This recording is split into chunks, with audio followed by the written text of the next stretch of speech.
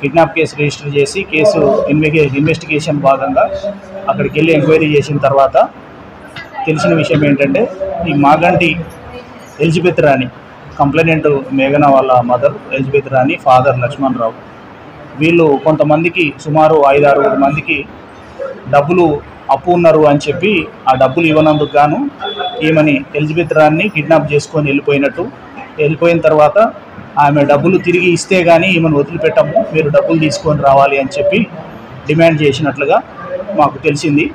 వెంటనే మేము ఒక టీం ఫామ్ చేసి అక్కడికి వీళ్ళు ఉస్మానియా యూనివర్సిటీ పరిధిలోని మాణికేశ్వర నగర్ ఏరియాలో ఉన్నట్టుగా తెలిసి అటు సమాచారాన్ని లోకల్ పోలీస్ వారికి తెలియజేయడంతో పాటు మా టీం అక్కడికి అప్రోచ్ కావడం జరిగింది. అక్కడికి అప్రోచ్ అయ్యి వీళ్ళు పట్టుకున్న తర్వాత విచారణలో తెలిసింది ఏంటంటే ఎలిజబెత్ రాణి యొక్క భర్త లక్ష్మణ్ రావు గతంలో కొంతమందికి ఉద్యోగాలు ఇప్పిస్తా అని చెప్పి డబ్బులు తీసుకున్నాడని, అటు డబ్బులు తిరిగి ఇవ్వనందున మా డబ్బులు మాకు ఇస్తారా లేదా అని చెప్పి వీళ్ళని కిడ్నాప్ చేసి తీసుకొని పోయినట్లుగా తెలిసింది.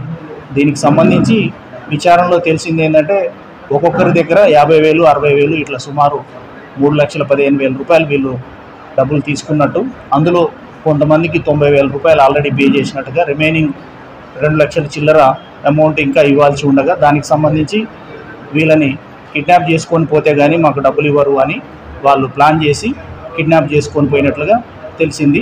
వాళ్ళని పట్టుకొని తర్వాత పోలీస్ స్టేషన్ తీసుకొచ్చి ఎంక్వైరీ చేస్తే తెలిసింది ఏంటంటే గతంలో లక్ష్మణ్ రావు ఉద్యోగాల పేరిట డబ్బులు తీసుకుర్రు అనేది వాళ్ళు మనకి చెప్పినటువంటి సమాచారం. దాంట్లో భాగంగా ఎవరైతే కిడ్నాప్ చేసిరో వాళ్ళని కూడా అరెస్ట్ చేసి తదుపరి చర్య తీసుకోవడానికి కోసం ఇన్వెస్టిగేషన్ పూర్తి చేస్తున్నాము.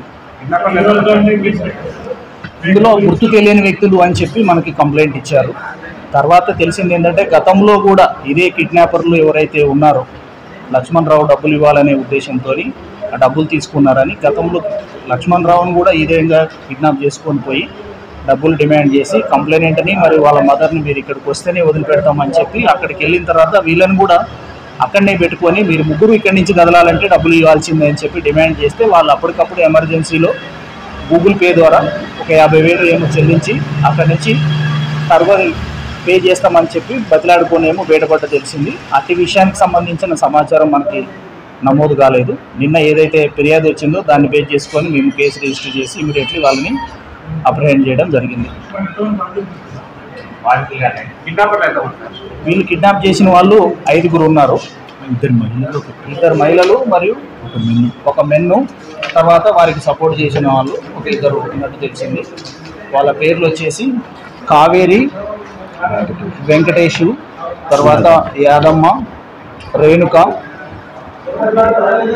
వీళ్ళతో పాటు వినోద్ కుమార్, కొంతమంది డబ్బులు ఇచ్చిన వాళ్ళందరూ కూడా ఇందులో ఉన్నట్లుగా తెలిసింది.